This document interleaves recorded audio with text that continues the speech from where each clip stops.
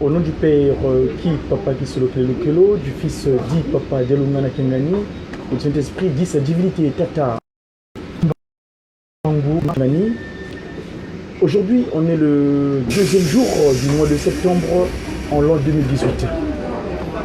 On a un jour sacré, le jour du repos, par rapport au calendrier grégorien, que nous utilisons actuellement. Vous savez, au sein de l'institution Tata Kimbangu, le mois de septembre, c'est un mois spécial. Vous savez, lors de sa première venue, le Saint-Esprit, Tata Kimbangu, il s'est manifesté, il est arrivé en Kamba, Nouvelle-Jérusalem. C'était un certain mercredi 12 septembre 1887. Et nous venons terminer le mois d'août. Là, nous sommes rentrés donc au mois de septembre, on est le deuxième jour. Et pour ceux qui sont la bénédiction de pouvoir connaître le Saint-Esprit, eh ben, d'après ses commandements, ils doivent l'honorer en se rendant au culte dominical. Parce que Dieu, dans son amour majestueux, il nous a donné 6 jours pour faire ce que nous voulons. Mais finalement, il s'est dit, mes enfants, vous me consacrez seulement 7e jour qui m'est propre.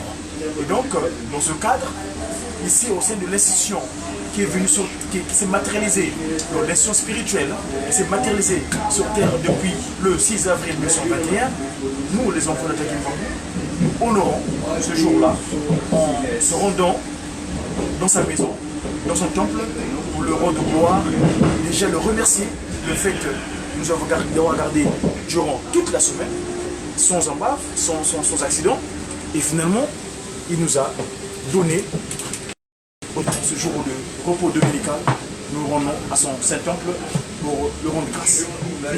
Qu'ai-je à vous partager en cette matinée dominicale du dimanche 21er septembre? Déjà, un fait, c'est que en 1921, donc le commencement de toute chose, Tata Kimbangu, qui s'est réfugié à Manzansanda, après l'avoir avorté le 6 juin, il se prépare parce que le Christ, le Seigneur Jésus-Christ, le début déclare, il dit qu'un responsable doit être arrêté chez lui et non ailleurs. Et donc, c'est pour faire la volonté du Seigneur Jésus-Christ, Papa Simon Kimbangu va se préparer pour se rendre, repartir en Kamba, afin qu'il soit arrêté par les imposteurs ou bien les utilisés de Satan pour pouvoir l'appréhender. Mais ça n'est ainsi, c'est la volonté divine. Mais moi, votre humble serviteur, Diapon Komazaï de Mandombe, en ce jour, donc, je me permets, avec mon support de travail, qui est le kimonisme, vous parcourir parce qu'il s'est passé des choses avant que se rende le septembre, plus précisément le 10 particulièrement. Le 10 septembre, c'était un jour fatidique, un jour spécial qui a, au jour duquel il faisait des déclarations.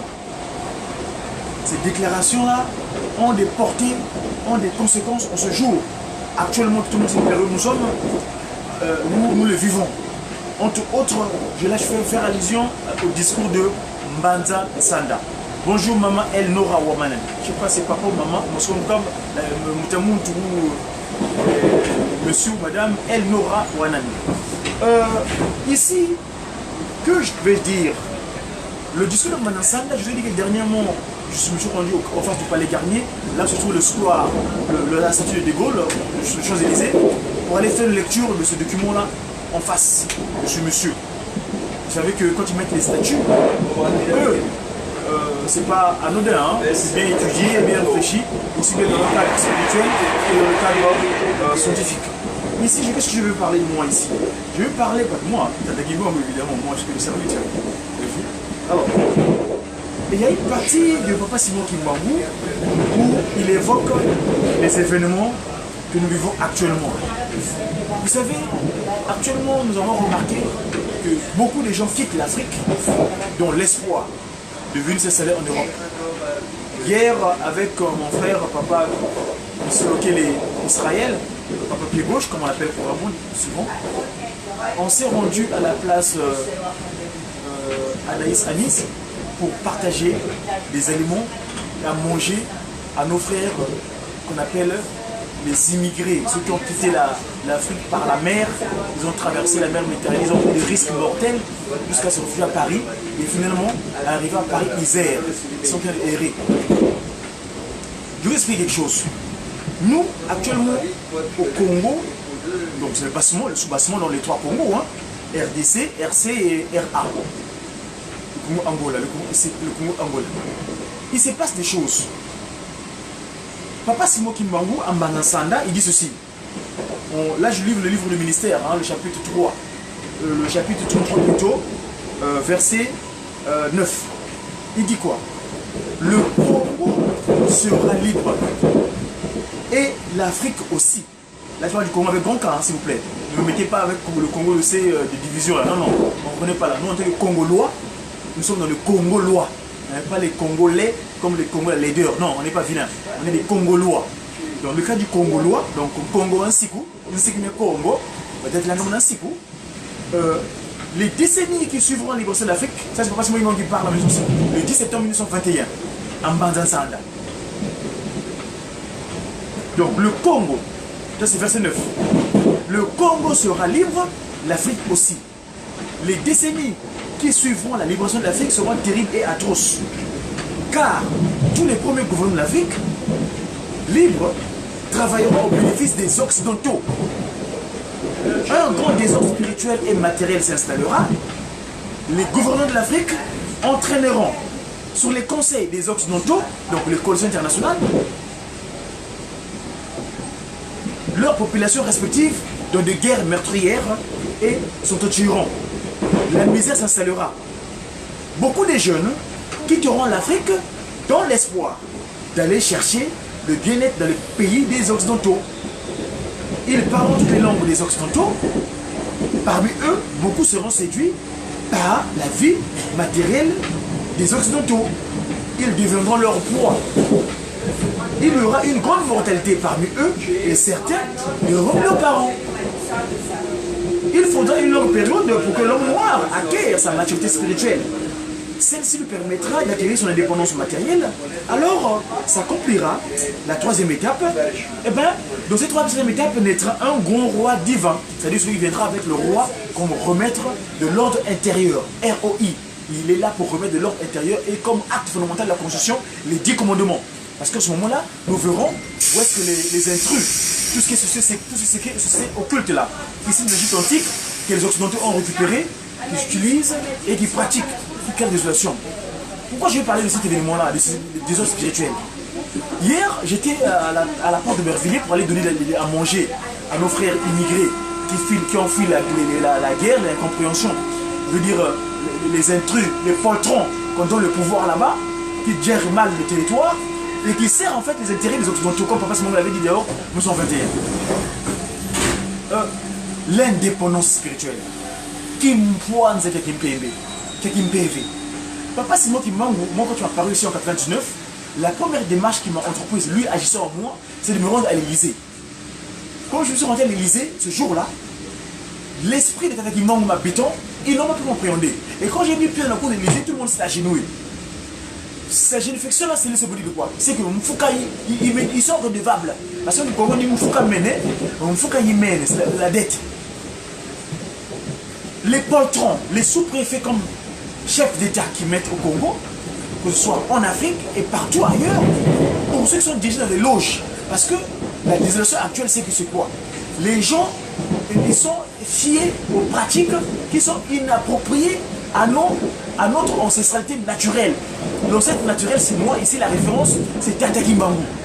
Tata Kimbangu, c'est le même qui a exercé le service suprême pour nous, de pouvoir rester 30 ans en prison, de 1921 à 1951, jusqu'à la date où il décide, tel qu'ils sont convenus avec le Christ Jésus, parce que le Seigneur Jésus-Christ est resté libre pendant 30 ans, victime de la démocratie, référendaire, organisée par Ponce Pilate, avec la complicité des Sadducéens, ou des jésuites, ou bien des hypocrites chrétiens à l'époque, qui étaient les hypocrites judaïstes, le judaïsme qui était présent à l'époque. Ils ont eu une menée campagne électorale pour libérer Barabbas et tuer le Christ Messie qui était venu pour nous sauver. Donc, victime de la démocratie. Papa de Minda Kontima, le second visite à Kimbangu, appelé cette type d'idéologie comme étant la démocratie. Parce qu'il n'arrêtait pas de répéter que la démocratie chez eux, ça marche bien. Mais chez nous, ça crée la désolation. Vous voyez là, c'est une mascarade. D'ailleurs, même jusqu'ici, ça fait 25 ans, 27 ans en Europe. Je remarque que les élections sont manipulées à travers les urnes. Parce que dans les loges, ils choisissent un jeune homme ou un monsieur qui manipule et finalement, à un moment donné, qui dirige, ils le mettent sur le piédestal.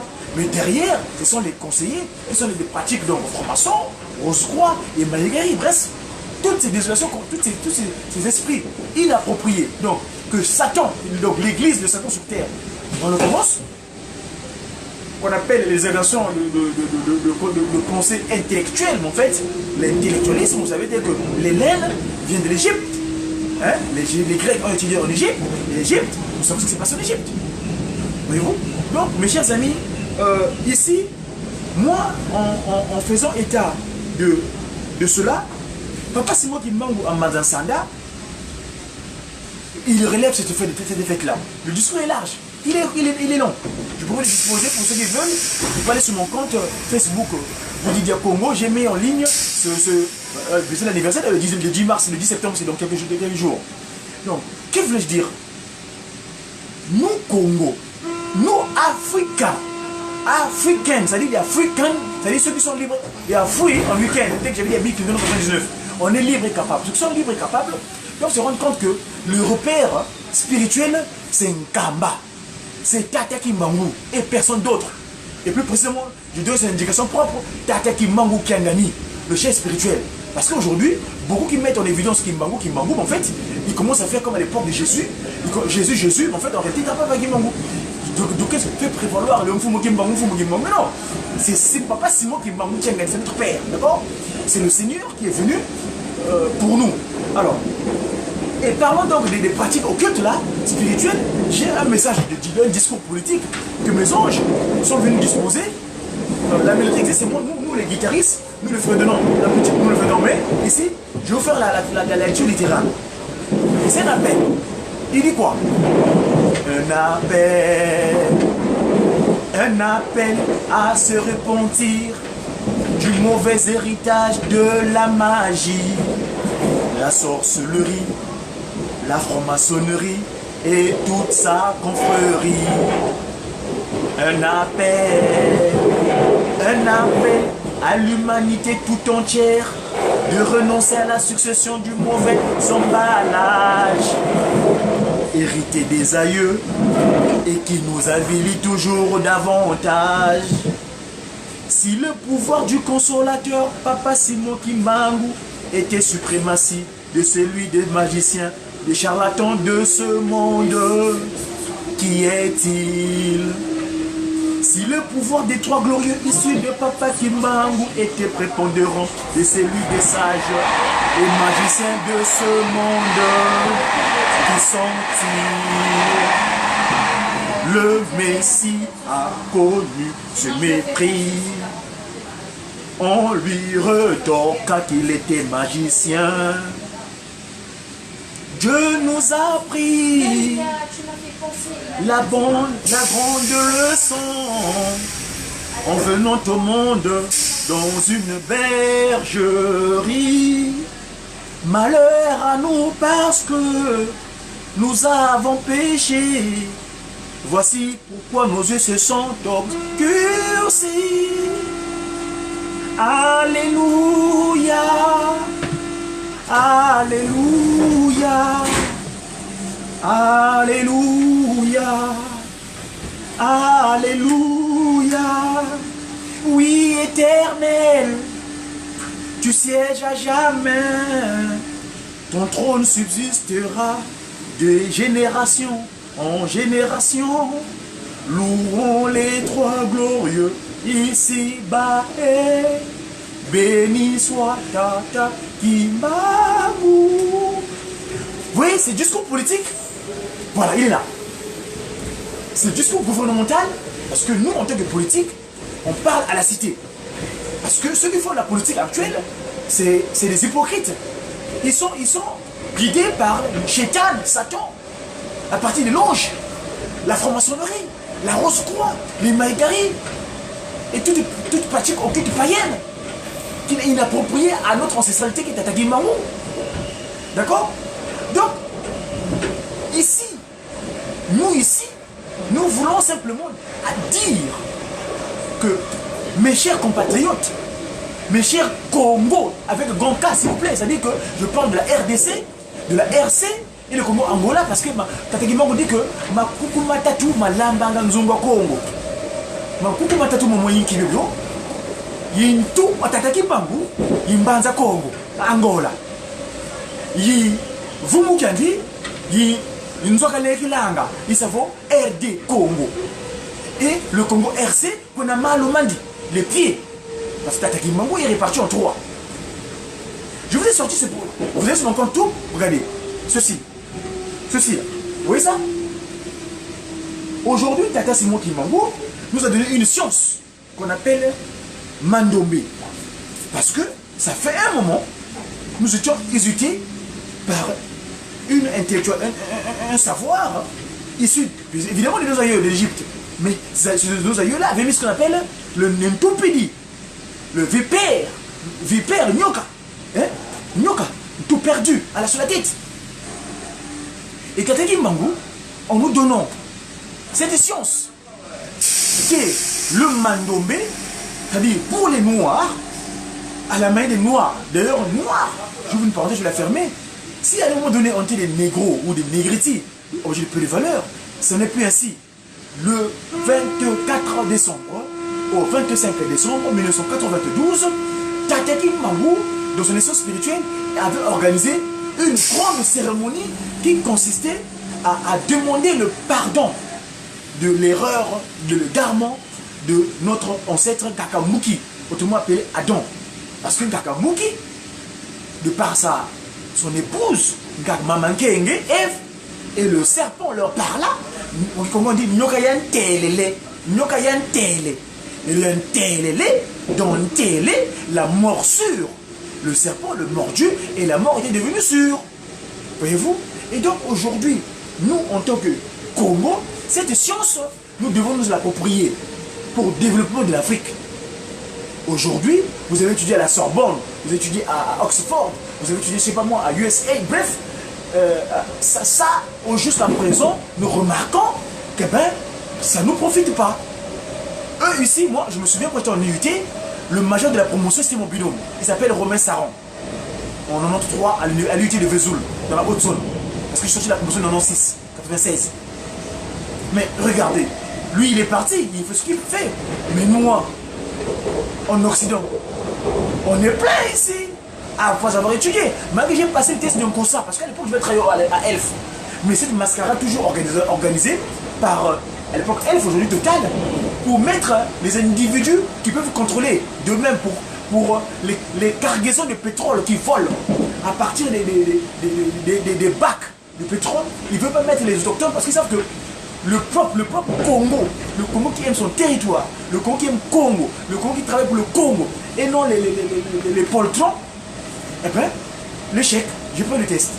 Finalement, j'ai insisté jusqu'à Schulmerger pour aller travailler toujours dans le Simoneting. Bref, en fait, là, c'était là, je parle de ça, une parenthèse, je la ferme tout de suite, c'était la volonté de Tata Guimbangou. Actuellement, à Paris où nous sommes, Papa Guimbangou nous investissons cette action qui consiste à être des ambassadeurs.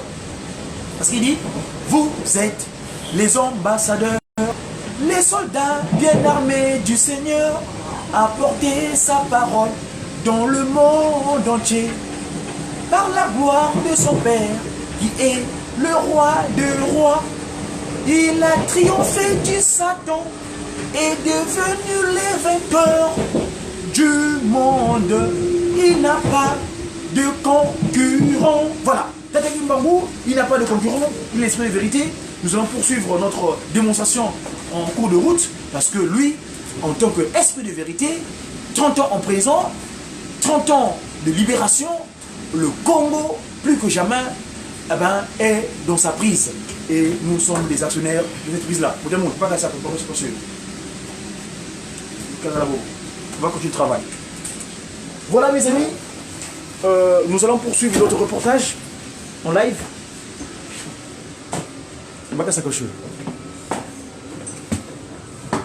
Donc je disais que tantôt que en ce jour spécial,